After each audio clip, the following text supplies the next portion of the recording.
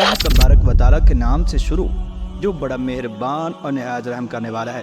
پیار دوستو، واضح ہو کہ ازل کے روز جب اللہ تبارک و تعالیٰ نے گل ارواح کو جوہر نور اسم اللہ ذات سے لفظ کن کہہ کر پیدا کیا اور تمام ارواح کو اپنے سامنے لا کر حاضر کیا اور ان پر اپنی ربوبیت کا اظہار کیا، تو اس وقت سوال کیا الستو بربکم، کیا میں تمہارا رب نہیں ہوں؟ اس وقت چونکہ تمام ارواح کی آنکھیں نور اسم اللہ ذات سے منور اور سرمہ معرفت سے سرمنگی تھیں اور ہر قدورت و آرائش سے پاک تھیں، سب نے یک زبان ہو کر جواب دیا بلا، یعنی ہاں تو ہی ہمارا رب ہے۔ اس کے بعد صراف حقیقی نے ان کے نقد کال اور متاع اقرار کو اعمال اور احوال کی کٹھالیوں یعنی عنصری جزوں میں ڈال کر دارالامتحان دنیا کی بھٹی میں گلا کر دیکھنا اور پرکھنا چاہا، لہذا اسے احسن تقویم سے اتار کر اسفل السافلین میں اتارا اور اس کی فطرت نورانی میں نار شیطانی اور ظلمات نفسانی اور قدرت و علائش کی دنیا فانی کو ملا دیا اور ارواح کی طاقت ایفا اور اخلاص وعدہ، بلا اور قوت اقرار، عبودیت کی پوری پرکھ اور آزمائش فرمائی۔ چنانچہ ان کو بہشت کے قرب و وصال اور جنت کے حضور سے نکال کر غیب اور بود کے بیابان دنیا میں لا اتارا اور ارواح کے آزاد روحانی طیور کو باغ پاک سے نکال کر اجسام خاک کے پنجروں میں ڈال دیا اور نفس و شیطان جیسے زبردست صیادوں کے ہاتھوں کے اندر ان کی ڈوریں دے دی۔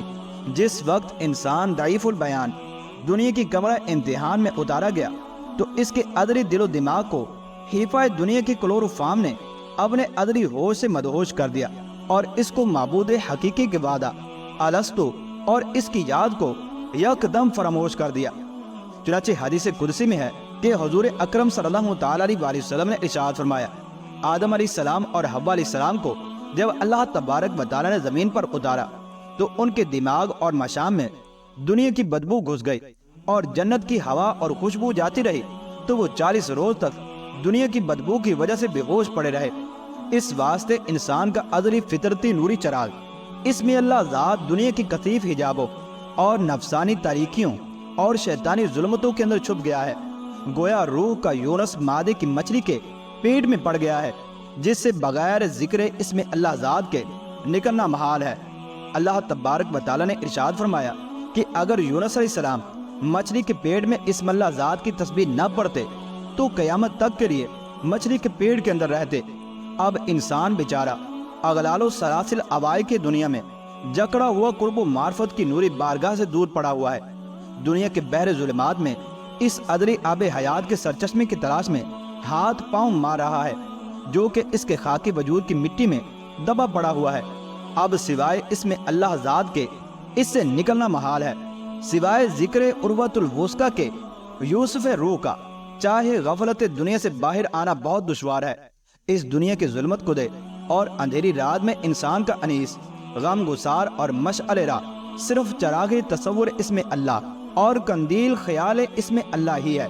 بس اب اللہ تبارک و تعالیٰ کی معرفت اور شناخت کے لیے سوائے ذکر اللہ کے اور کوئی ذریعہ اور وسیلہ نہیں ہے،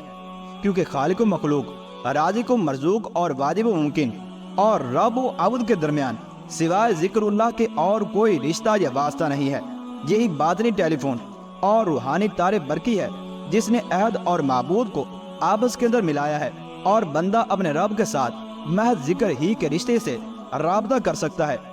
جیسے کہ اللہ تبارک و تعالیٰ نے ارشاد فرمایا، اور اللہ تبارک و تعالیٰ کی رسی کو مضبوطی سے تھام لو، سے یہی مراد ہے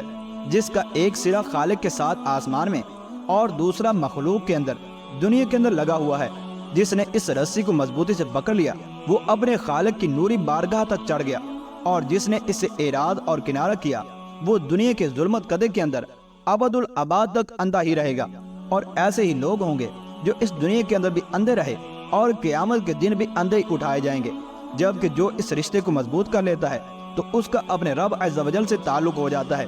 پھر وہی نوری تعلق اسے دنیا کے اس ظالم اور جابر شیاطین اور نفس جیسے طاغوتی لشکروں سے ہمیشہ کے لیے بچاتا ہے، اور ایسا شخص ہی خاتمہ بالخیر سے مشرف ہو کر ابد الاباد کی زندگی